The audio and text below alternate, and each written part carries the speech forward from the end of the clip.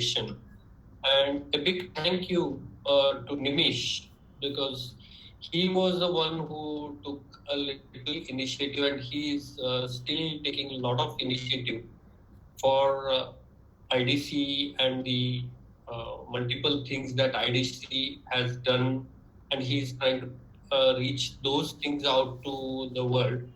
And I think, first of all, he deserves a big thanks, and also thanks, Sumit, to you. I think you also kind of supported this agenda. And there was some discussion, and it was more like argument. And then Nimish said that, okay, why not just talk about, a little bit of what sustainability is, what sustainable approach is, and how it is related to our design as a professionals. How do we look at it, and also how do we look at it as a living?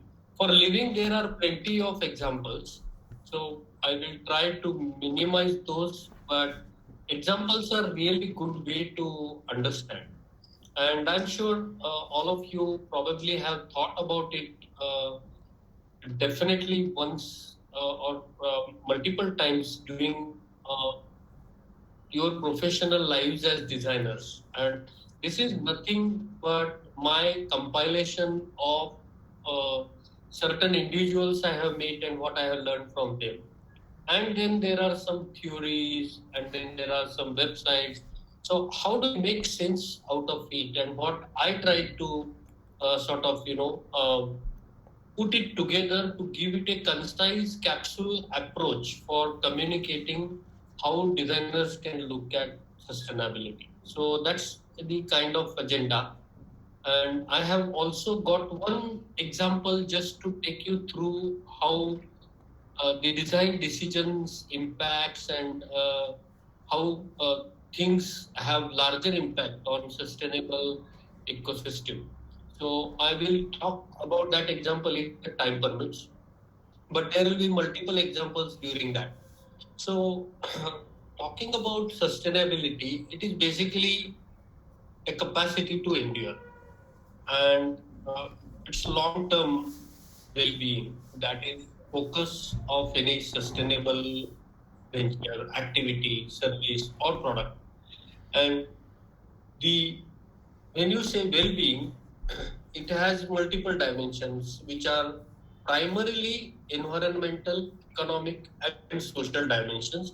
If you consider human beings at a minimum, who are the stakeholders, and as a philosophy, if you look at sustainability, it tries to promote the concept of stewardship.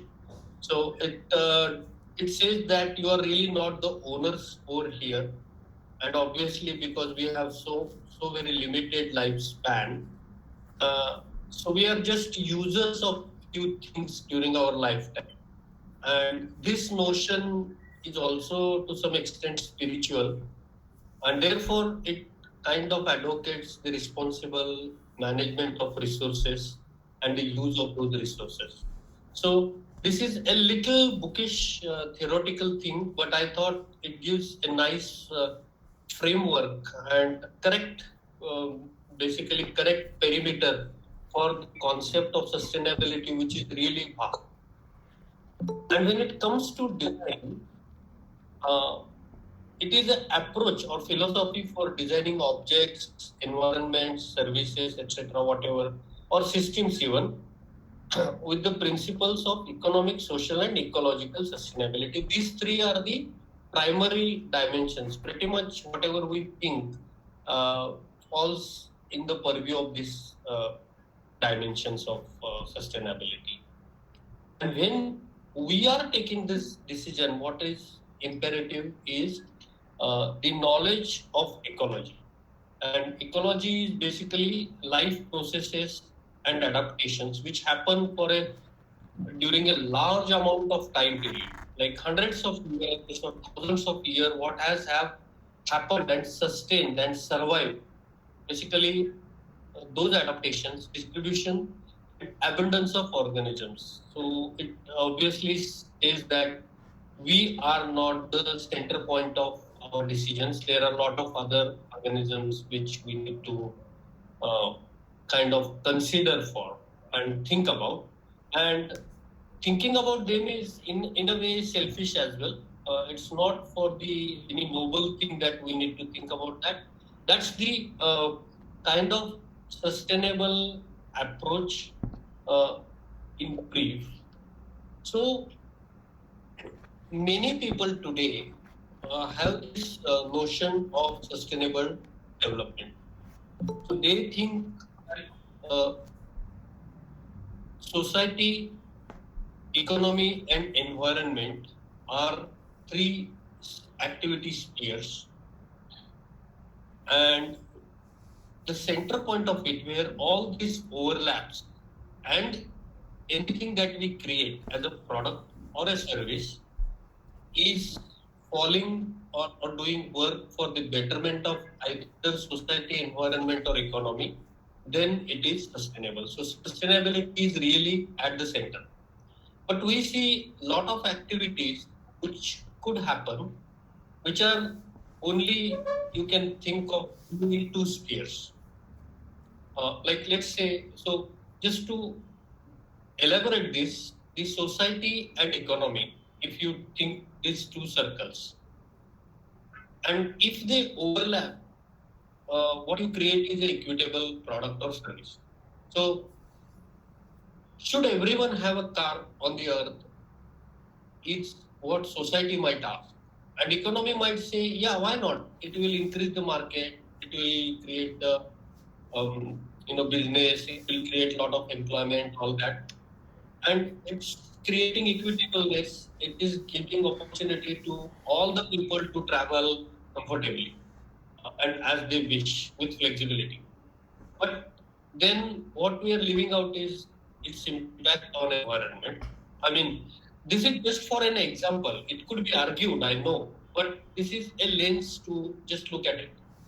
Or if I decide tomorrow, let me grow my own food, and everybody decides that let's grow the terrace garden, and whoever it becomes, let's say, mandatory to grow your home food, then it is okay for society because it's not going to damage or create any unhealthiness or problems of health.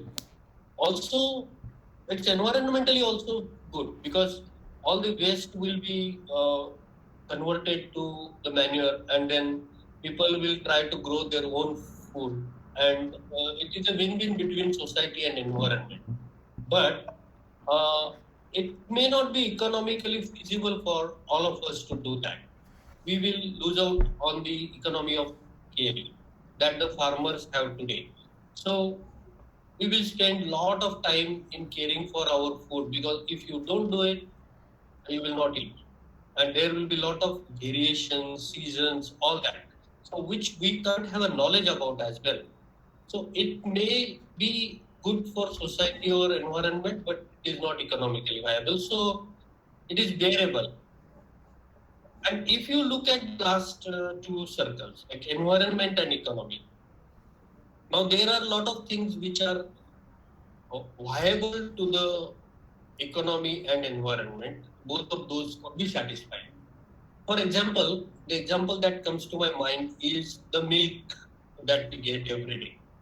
So I live in Pune, and we Pune, most of its milk, about 60-70% milk, comes from the districts of Sangli and Kolhapur, which are like southwest, roughly about 250 kilometers. So there you have a milk belt rather. So all the milk is collected in the evening, and overnight the tankers come to Pune, and early morning it's all distributed to our homes, and millions of liters here. So, however, when these tankers come here, they spend a lot of diesel, and not only that, while going back, they have to go empty, and they don't put back anything in the farms from where the milk has been extracted. Although it is extracted from the animals, it is finally dependent on the farm only. So they don't give back anything. So suppose I come with an idea that all the human waste that is created after eating the food should go to the farmlands, back to where it came from, and we should use those tankers to carry that back. It might be environmentally very good because then you are maintaining the fertility of the land there, and economically it will not be a waste because anyway your tankers going empty back every day in the morning, but society will not accept it. So anything that is acceptable in all three circles is sustainable. So, is this going well? Am I too slow or am I too fast? Somebody please tell me. It looks okay to me, Ganesh. Like, okay, thanks, Ganesh. But there is also other way to look at these circles, and some people argue, and in fact, it is not an argument at all. It is a fact that everything is constrained by environment where we live and the ecology around us. The society is sustained or supported by this ecology. If the environment gets damaged, the society will not survive. Like what is happening in Syria. It is said that Syria has war because there is a drought for nearly more than 7-8 years now. There is no water. So people are fighting and all that. And if the society is not peaceful and happy, no economy can flourish. Take example of Kashmir, for example. Its environment isn't damaged, but economy got completely damaged because the society has unrest there. So no economy can be sustained if there is a social unrest. And no society can exist if the environment is not conducive. So the all so-called development that we do, however it is economical development or a social development, it is always constrained in this hierarchy. First, environment, society, and economy. So even if tomorrow we think something would be economically very beneficial for us, and if it damages society, it won't be sustainable. And if society just throws all limits to haywire and just tries to grow beyond what could be done, the environment will no longer sustain and society will kind of, uh, diminish itself. So when people think that we have to preserve the planet, care for the planet, I think it is in a way absurd because you are not caring for the planet. If we die, planet doesn't have anything to, it doesn't lose anything. It will have different ecology after human beings. So we are not caring for the planet, really speaking. We have to just understand the limit and take decisions of the activities that we do. So this is basically a little bit radical view to look at this rather than moderate view which I presented in the earlier thing. Now, uh, there are certain specific characteristics of sustainability, and it is drawing from nature. So everything in nature is cyclic. There is a water cycle, there is a food cycle. So whatever we consume, ultimately it goes back. If not to the farm, at least to the sea, it goes back either to the land or to the sea. And then again, plants thrive on that. Carbon cycle. This is basically balance between biospheric carbon, carbon on the earth surface, atmosphere and the ocean. Now, if there is an unbalance in this, it has multiple effects like climate change and all. So in nature, nothing grows continuously. It is always self-regulatory and balanced. It is decentralized and interdependent. Nothing exists in isolation only for itself. Before birth and after death, everything gets consumed. So there is no concept of waste in nature. And the limit exists. So, like our CEOs who care about growing the turnovers quarter after quarter or year on year, there is no limit. Apparently, they think that there is no limit. And only they call whenever something negative happens, it is called correction. But in nature, the limits exist. For example, if you take the next social animal like an elephant, they do not grow their herds beyond 50. And why this? Because beyond 50, they cannot identify individual elephants. They have relationships. They have relationships like mother, aunt, and all that. So the elephants know their relatives, who is what. So, but beyond 50, they won't be able to sustain. So then the breakout happens. Also, there are power struggles, and nature takes care and they spread out in, they create different herd if the population grows beyond certain limit. But it is only we who can be like 3 crore people in Mumbai or something like that, who are like, it is practically limitless for humans. And when we understand all this, today the choice as designers that we have to make, I wanted to come to this, and all this was kind of a background for it. But when we see design or design of a product or service today, basically it satisfies desires. And now we are basically also trying to satisfy unexpressed desires, and some products create a desire also, induce a desires also. So all that is happening. The movement called PET, persuasive, emotional, and I think I forgot what is it, but it's the PET philosophy or something. So uh, all that is happening. It increases choices. If you want to buy anything today like mobile phone, it takes considerable amount of research to make a good choice. And Gary Schwartz has written a nice book on this. I think most of you know, Paradox of Access.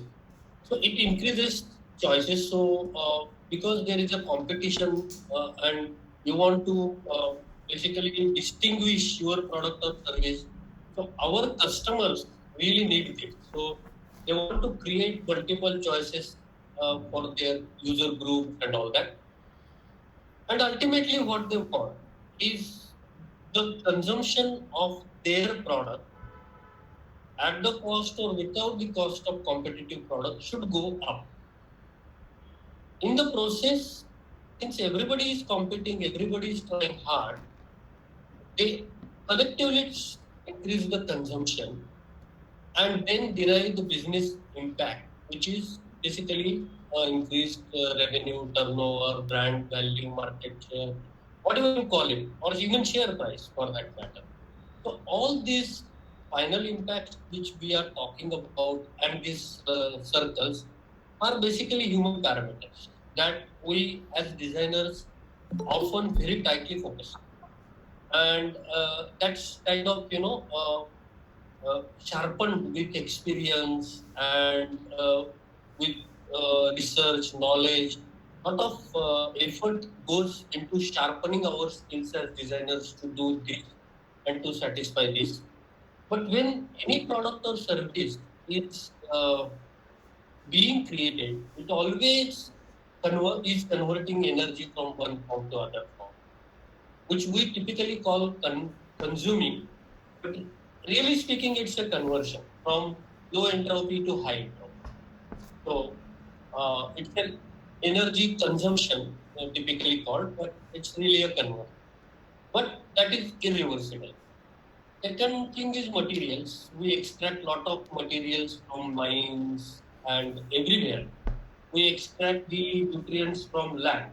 So we have to refill back those through fertilizers, things like that. So we have created our own human-made cycles to sort of, get away with the notion of living. And then every product, uh, of course, it's a garbage after its useful life. Something like, let's say, car. Finally, it's going to be a scrap, and however recycling you do, it is like a law of entropy. So it will never be 100% back. So it will always keep on degrading, and ultimately it will become a waste and pollution if other natural elements cannot effectively consume it. And I doubt whether they can consume it. If we talk of 80-90% of the products designers today will create, not farmers but designers. So these ecological parameters are often pushed in the background for a practicing designer, and the right side is only highlighted, focused, promoted, talked about, and thought. So that is a paradox. So all the right side circles appear to be doing good things for human beings, but they have impact on the left. And we often tend to forget the impact on the left side. So more you design, more energy you will basically consume. More choices you make through design, more materials will be consumed, and it will ultimately create waste and pollution. And the balance, ecological balance of the ecosystem where we live might be at stake with limitless, unchecked activity in the right sphere. So that is a paradox. It was clear. So, any questions you want me to go ahead?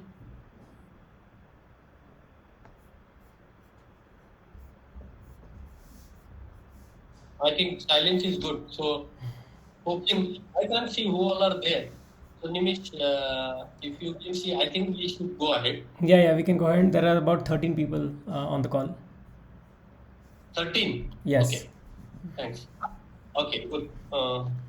So, for those who came late, thank you guys. And please stop me anytime if you want to comment or ask question, query, or express your opinion. So when we design, typically we have a very small bracket. We think about the product, where it will be used, who is our customer, who is their end customer, what is the market and geography, all this, whether it is a product or a service. It's very nicely analyzed and thought, the right side of it. Sometimes we also think about left side because there are some statutory requirements also. So sometimes we need to think like for automobiles, we have to think of BS5, something like that. But our bracket for the design is typical business benefit and end user benefit. However, whatever we create as a product or service always operates invariably in a very, very large context than the designers typically think. I'm saying typically, I'm not claiming that nobody thinks, but typically. So here, let's say I take an example of electric vehicle. So if is electric vehicle a good thing? If you think of a user in Bangalore who has to travel 1 hour daily to reach the office, and all cars pouring out the carbon monoxide or whatever harmful gases, he will definitely think yes. We need all cars. If all cars become electric in Bangalore, really our air quality will go up. But the power that will come for it is being produced some 100 kilometers away from Bangalore, where there is a thermal plant. And today we have a significant proportion of power coming out of thermal plants. Hydropower and atomic are very, very less in India. So people living there will have that impact because more ash, more coal, or more oil will be burned in the power plant. And we have very disastrous stories from Parli in Maharashtra, or Koradi, where they have the ash depositions and ash clouds. farmlands are damaged, all that effect. So the moment you think the context beyond a given context of a commuter in Bangalore, this product becomes questionable. At least it demands higher level of analysis and increased impact analysis, I would say. So the space needs to be increased because if we design a water bottle, I design it for the look, feel, hygiene, and cost, everything, market, which is typically urban setting where people are using the bottled water. But the bottle doesn't travel back to factory, right? It travels back to the dumpyard, and until then, it passes through so many things. It may go into our river. So space for a designer is only up to first user. Beyond that, what happens? And then there are multiple users of what we do. And those are like animals, like cows and all, unknowingly consume plastic. I mean, they cannot separate the food from plastic if the plastic food is packed in plastic. So if you we think of users as the direct first consumers of our product or service, but there are a lot of users for the product.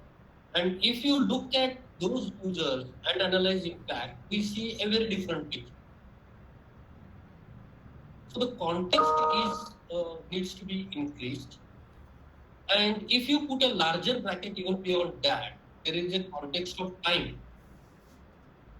And this time context is, the bottle life cycle, let's say, the bottle's life cycle is maybe 1 week or maybe 1 month. The vehicle life cycle maybe about 15 years or 10 years even today, less than that. But for ecology, it says very small time. And if people keep doing this for tens of years or hundreds of years, then there may be some repercussion after 100 years, 200 years. And typically, as a designer, we have no time or brief to look at that dimension. So here is where we fall a little bit short, typically. Again, I always, when I'm using the word designer, I am not uh, saying everybody is in the ignorant bracket. I'm saying that there are conscious designers and conscious businesses, but those are really exceptional and few. The mainline design is typically tackling only the right circles. So, and also designers create designs and products and services, create user habits. Say, good example is mobile phone. It has created so like reservation, such a pain, but because of mobile phone, internet, everything, we can now do it very easily. So it is always vouched, but it creates certain user habits. Uh, so you can't just use things for one particular task and then not use so. So the person who uses it for railway reservation is also using it for YouTube, whatever, Facebook, Instagram, and aimlessly spending time. So if you really think whether the time that was saved, whether it was spent productively, I think we may get a different kind of results here. So designs are not neutral. They create habits, and those habits of human beings create effects over a period of time, which is much beyond the life cycle of a given product. So that sometimes we need to think. And eventually, when everybody sort of adopts to it, it creates a culture. So today, if I go to any uh, business meeting or some seminar or anywhere, the bottled water is so common that if it is not served, people think it is rude or odd at least. Uh, so it creates kind of a culture.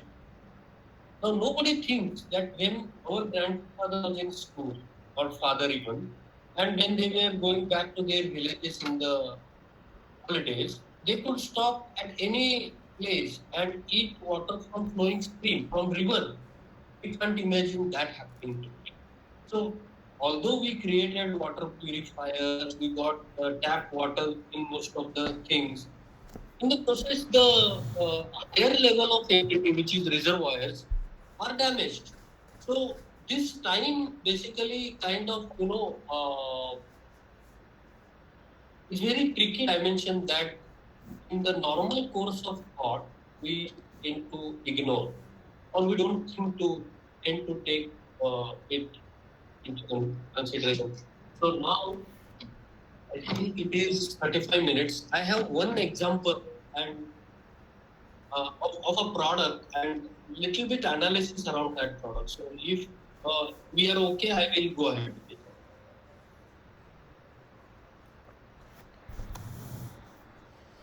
So, Ganesh, I suggest I you take think another 10 minutes and then we can open for discussion. okay, I'll be very quick. I know everybody is on mute and it's an effort to unmute, but it will be good if uh, you sort of, at least say something or interrupt me.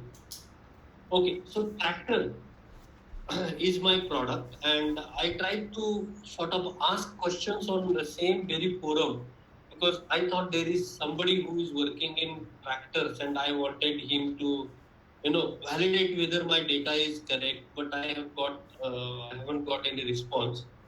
Nevertheless, so whatever data I could get, I have put together and tried to analyze this product. So tractor is kind of related to the productivity. If you look at here this graph, the x-axis is farm power available to farmers in the multiple states of India, and the food, food grain production uh, per hectare. If you look at the top right corner, Punjab is there, which has highest productivity of food grain per hectare and also has highest power used on their farm. So the tractor population there and all the pumps, electricity, everything is higher. And then after a long gap, Haryana, and then somewhere the lowest are Chhattisgarh, which are very forest intensive areas. And even Maharashtra is that way lower. This data is slightly older, but uh, nevertheless, nothing has changed much. So tractors when came in 19, see, this is like tractors were imported in 1945 and our own tractors started in 1951. So only 8,500 units were produced and were there in India in that period. And I directly in 1997, 3,30,000. So in about 50 years, it lived like that. 1999 to 2006, there was some dip in the sale because manufacturers were, having export market and loan policies also. Even today, tractor loans are supposed to be cheaper than the automobile loans, and government has multiple schemes for that, so it is increased. 2013, uh, 6 lakhs 19,000 units were produced in India. I don't have any more data. And if you look at the data, the most uh, models that they have, the lowest one is 24 HP, which is 1820 kgs, and highest is 80 HP, which is weighing 3100 kgs. So typically, the population growth of and sale of tractors is like this in India. I could get the data up to 2010, and it has the detailed table, but probably that's not.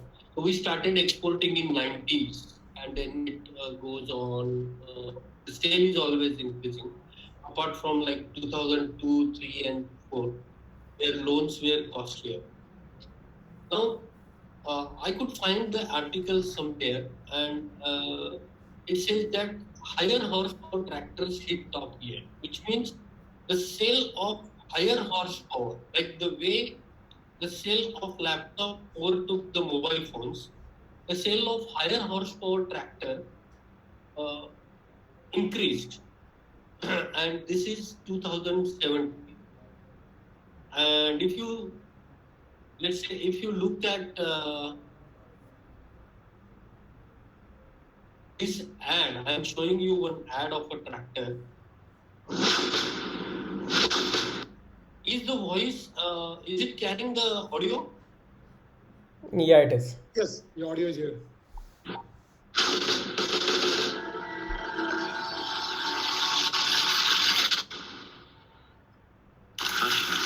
आइए आइए राणा जी, बड़े दिनों के बाद आना हुआ। बैठो। जी चौधरी साहब, बस वो खेती बाड़ी में थोड़ा व्यस्त चल रहा हूँ मैं। इसी सिलसिले में आपसे कुछ राय लेनी थी। हाँ हाँ कहिए। और वो भरपूर लिफ्ट कैपेसिटी, इसमें कौन सी बड़ी बात है?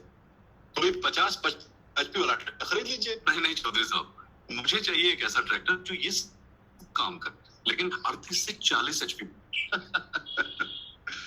से एक्स्ट्रा पीटीओ, यानी भारत में पहली बार इकोनॉमी और रिवर्स पीटीओ एक साथ। वॉल्व और एडजस्टेबल टो हुक। तो uncle ji 30-37 All these ads I collected, and they sort of, they sort of give you an idea of how tractors are looked at. The names are also like Sarpanch and Shaktiman, which is attractive for farmers. It creates an image. This is the ad.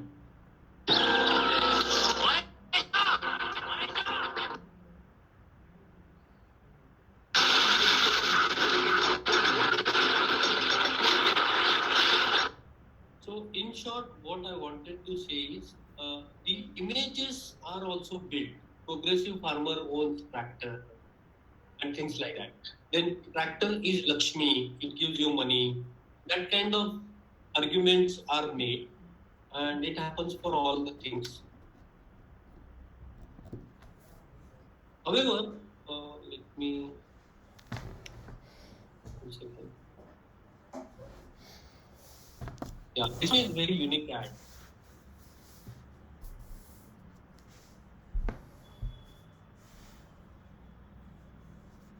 I don't know, 1 second. Give me, sorry about this, but this is a 50-second ad.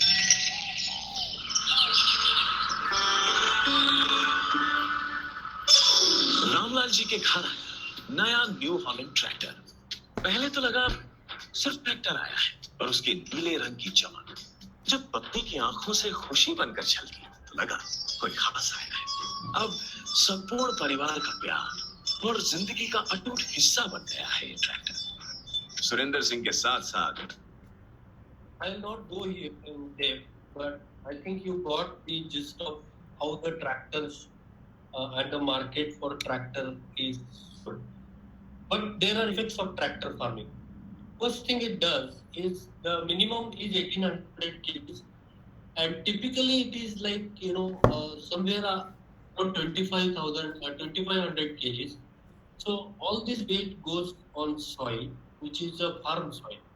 So year over year, if tractors are used on the farmland, the soil gets compacted beyond 1 feet depth, or let's say 9 inches depth. It will always get compacted every year on year. That reduces porosity and water cannot seep through, so farms flood. It creates long-term fertility loss for the farmers. Why? Because the roots of the crop cannot go deep, because the land beyond the plow blade could dig has become so hard that in my district and even Kolhapur district where they use sugarcane, the tractors, even in Punjab, beyond a certain depth, the compaction goes on and on year over year.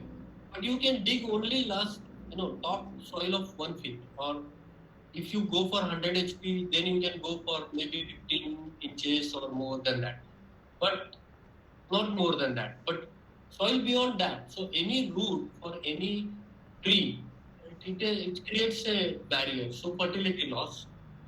And then you want more powerful tractor to plow deeper, so it becomes a vicious circle.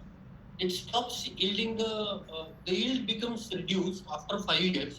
So after 5-6 years, you want a higher power tractor, which weighs even more and compacts the soil even more. And all this vicious cycle goes on and on. So basically, this is at a local level, and at more contextually, broader context, what happens is if it rains 20 millimeter, earlier it used to absorb, farmlands used to absorb. Now, because the tractor farming has compacted many farmlands, area-wise, over last 30-40 years in our district, uh, it has become very sensitive to floods. Water cannot sink quickly. Today, currently also, Kolhapur and Sangli, you can search, the water is just standstill along the highways, which were the farm. It is not chipping in at all, because it is really become compact. So these are the effects which only surface after 10, 20, 30 years. Punjab is a good example. Punjab is basically now reducing the usage depth of soil that was used. It's so less now. It is only top 2 feet. And then people create lighter versions, and these are the kind of innovations people do.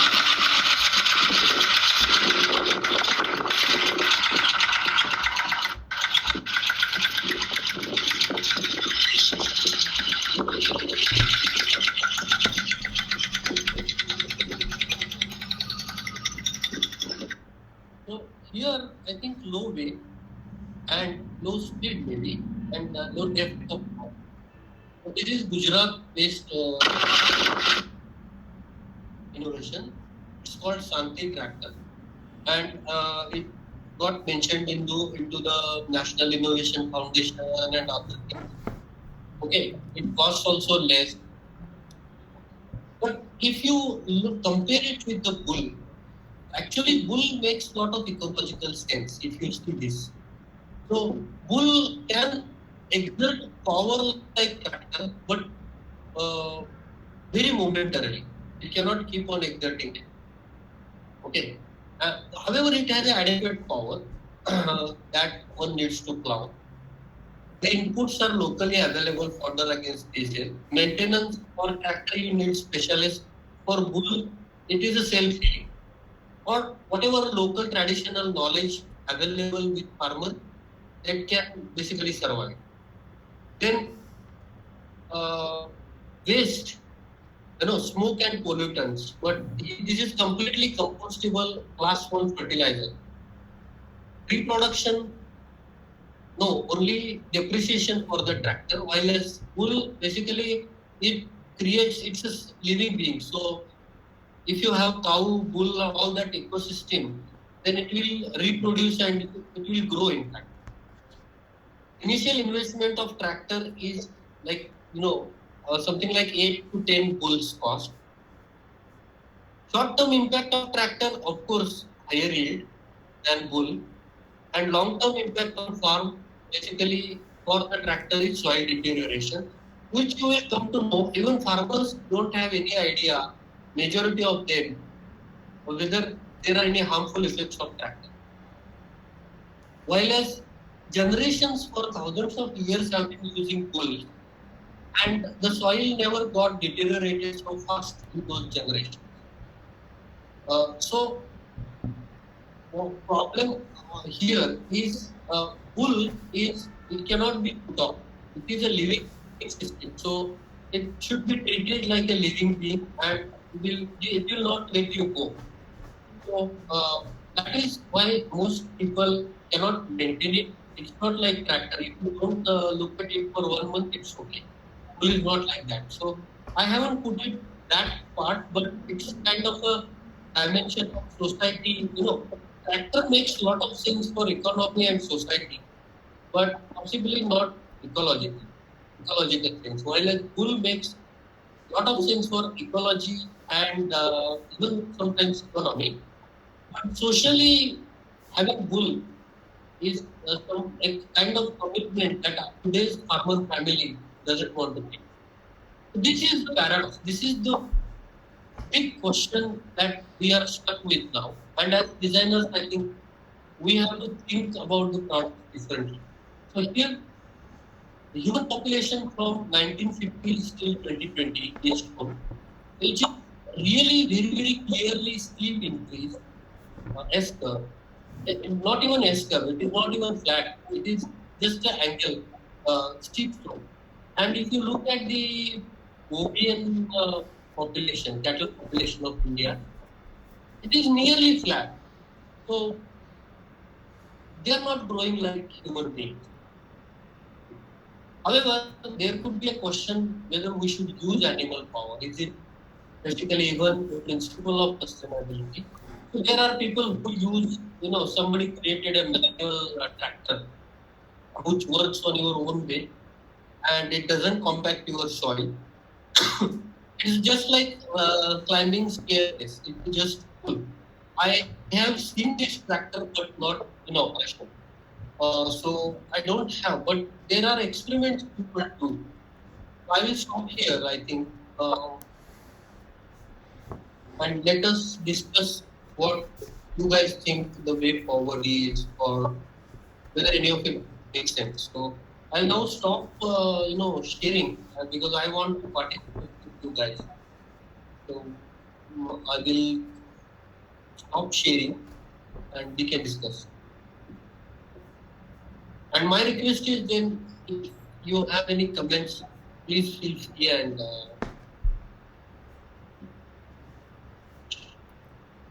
talk.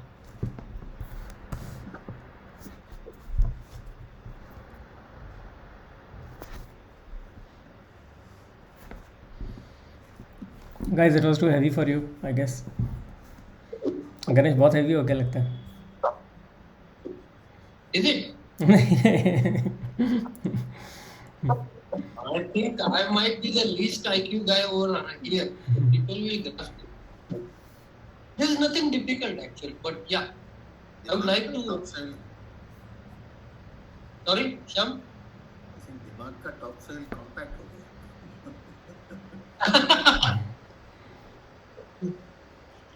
and I mean very I like there are a lot of new things in here which obviously we don't come across we don't think about on a day-to-day basis. I think that tractor example just made it very clear what you were talking about before.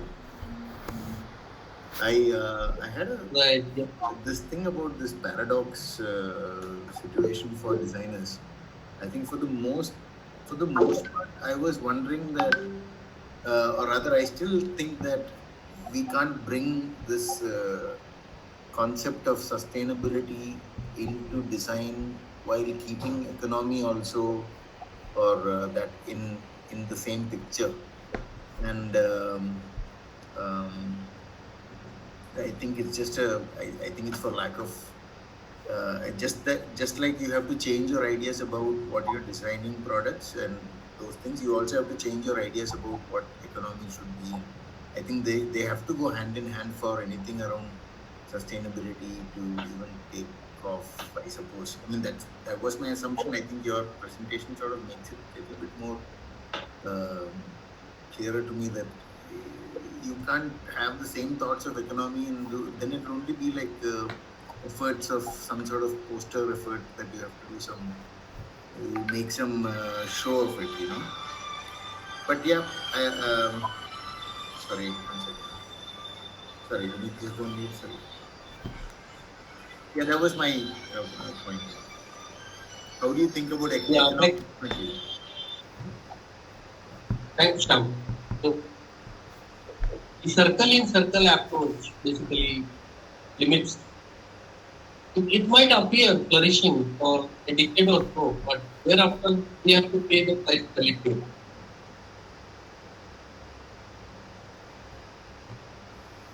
Any other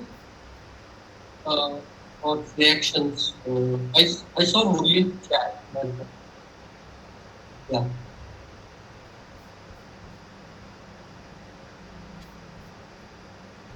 Really, was that so much? Either it was completely dumb thing, or it was probably too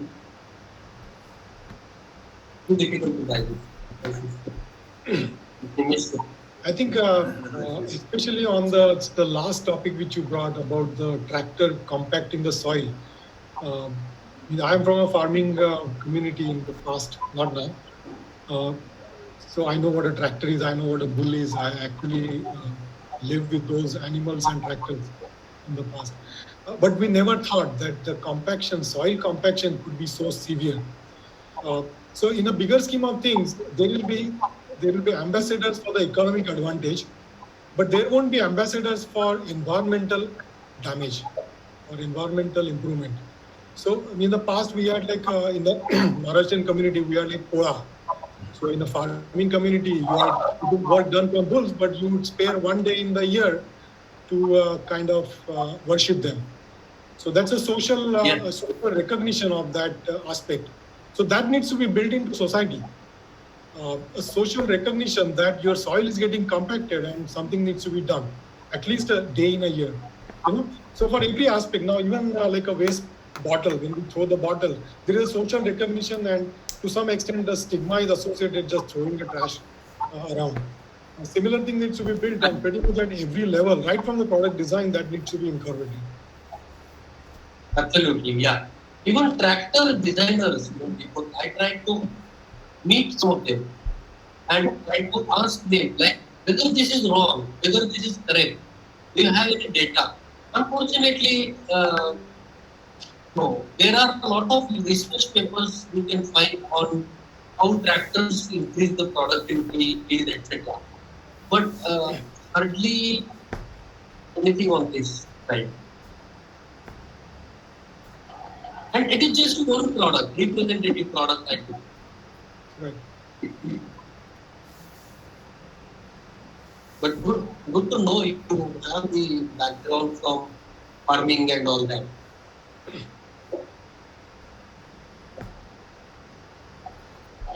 Could I ask a couple of questions? Oh, yes. Go ahead. It was really great to listen to what you have produced, and on multiple levels. On one hand, it's an extremely critical issue that you have raised as a sustainability. And the second is you asked a question, or a number of questions, and then the other one is you asked about the bull or a tractor. My question, I don't know to answer that particular one, but we all have got our own preoccupations, but the question is, how do you design the best sustainable tractor as an industrial designer? And what are the set of parameters that should be involved in it? Then let me just ask one or two other questions, which I just want to go a little more broader. Ganesh, I think you asked the right questions, but to my mind, and there are a chicken and egg scenario. If you ask the bull or a tractor question, might not find a solution or find an answer to it. But to my mind, there are real pertinent questions. What is the role of a designer? In the sense, shouldn't every designer should have a sustainability principles or set of guidelines within which he can design? Whether it's an industrial designer, whether it's a product, whatever design field that you want to pick it up. And shouldn't that be? And who should safeguard that? The challenge that I'm finding in most cases, the designers are so weak in his power dynamics in an environment, whether he's always under the pressure of a client or he's under the pressure of an employee. And hence he hasn't got the real backup and the real power to enforce a certain good principles that should be a fundamental guidelines, fundamental framework within which a designer can work.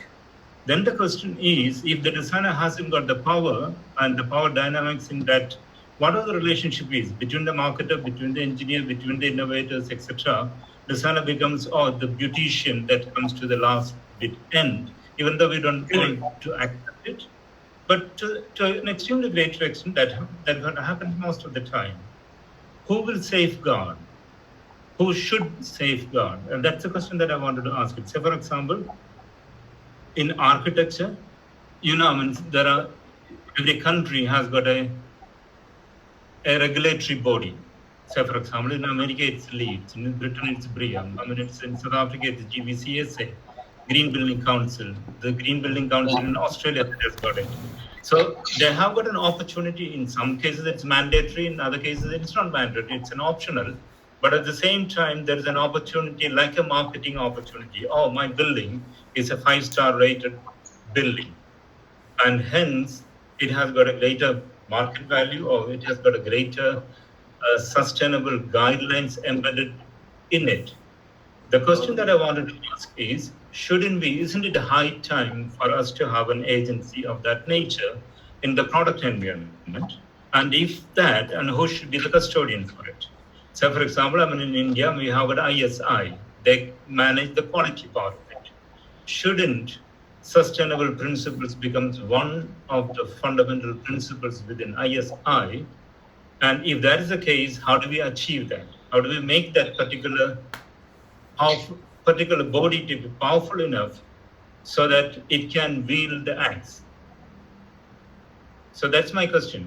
And maybe this is what we should be. And I have got two faults to it. One, any institution, any academic institution that train a designer should have its theoretical, the sustainability principle should form core principles of the theory. There's no doubt about that. That's what I think. Personally, I think I've seen in many institutions doing that. And the second is need for an external agency who can bring it. And that's not an easy task or anything. I'm not saying that's something which we can do it, but as we are aware of it, and we could be probably talking about it more, and we could be building up. Let me stop it at this particular point. Thanks. Yeah, so see, I think having an agency to regulate this, there are a few things that exist today. Like Green Tribunal is there, National Green Tribunal, and people can go if there is go to the tribunal and stop large-scale government-owned projects for industrial plants. And a lot of things have happened there, where cases have been very, very severe impact. So there may be some agencies that are there. ISO has a sustainability standard. Even there is a pollution control board in each state, but they typically look at the amount of pollution that is created. But my point is, it's like, also our habit to look at it industrially. We are industrial designers. We got trained as industrial designers. And you know what industry is? Industry takes a specialized job and does it for people so that people don't have to do anything for themselves. That is what industry and industrial development is all about. And we have exactly same thinking that some agency should take care of this and I will pay some money to them. That, I think, notion, somewhere I think even that notion needs to change here. And this sustainable principle should be pervaded in such a way, beyond even designers, into the society, that there is an impact for what we do. You know what? Like pesticides, when I was growing my farm, I have 3/4 acre farm, which I bought about 6 years ago. I'm trying to do something, trying to grow my food. And when it came to pesticide, the old farmers say that why do you use pesticide? Because you have right on pomegranates, but birds also have right, and even pests have right. So forget 30% of your crop. and you only consider the 70% is yours, and don't spread any pesticide. So this way of sharing has to inculcate beyond the professionals like designers, engineers, businessmen, and it should all pervade into the society. So then I think we will be there. Otherwise, if you create a power center, then there is again the power centers, power corrupts basically.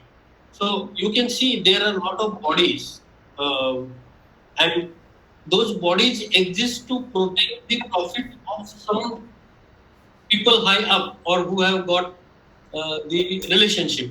There could be bodies, I don't deny that, but more important is the awareness in the society as a whole and designers in particular. See, we cannot save the planet, as I said you. Planet has nothing to do, it has no expectation from us. It is for us, we have to save ourselves. That should be the motto here. I don't know if it makes sense, but even when we formed a body or people for organic farmers, I'm related to them for last about 10 years. We didn't do any official trust or anything because people who truly care should come, not because people have power they should come to the meeting. They should share the experiments, not because they have some position. So there is no position, there is no body, we don't take money, we don't give money, nothing. We just meet once in 2 months, and it is successful for last about 15 years. So that's what I think the thought process I feel.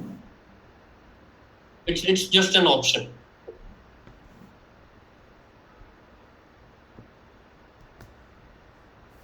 Did it answer your question, Roman?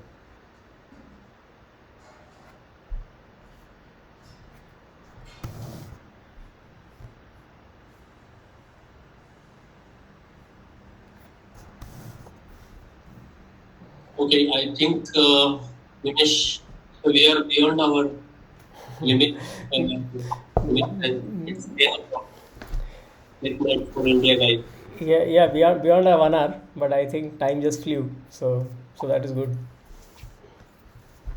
So, guys, thank you. I think some of it may make sense, and I might have got some mistakes also in the content. So, I'll be really happy if you point them out to me, or if you want to discuss on this, I'll be happy to, because I'm kind of passionate. And as Boban said, every designer should be inculcated with this principle. And that's exactly the proposal I was trying to give to IDC. And I have created a curriculum for it, and it is there on the Google Sheets. Like Nimish has created the idea store. So I thought it should be a program in IDC. Where designers tomorrow will focus on sustainability and create whatever they want. With that, I just want to thank you all for staying up late and making it a point to attend. Please give your feedback. Very happy to receive it. And thanks. Thanks, See you Ganesh. and Yeah, thanks, Ganesh, and thanks everyone for being here. Thank you. thank you. Bye. Good to meet you, and maybe we'll meet again next week. We have another one lined up. Yeah. I'll attend too. Yeah, I'm interested in that. Thanks, Thank everyone. you. Thanks, Okay, Ganesh. thanks, guys. Take care. Bye. Bye. Bye. See ya.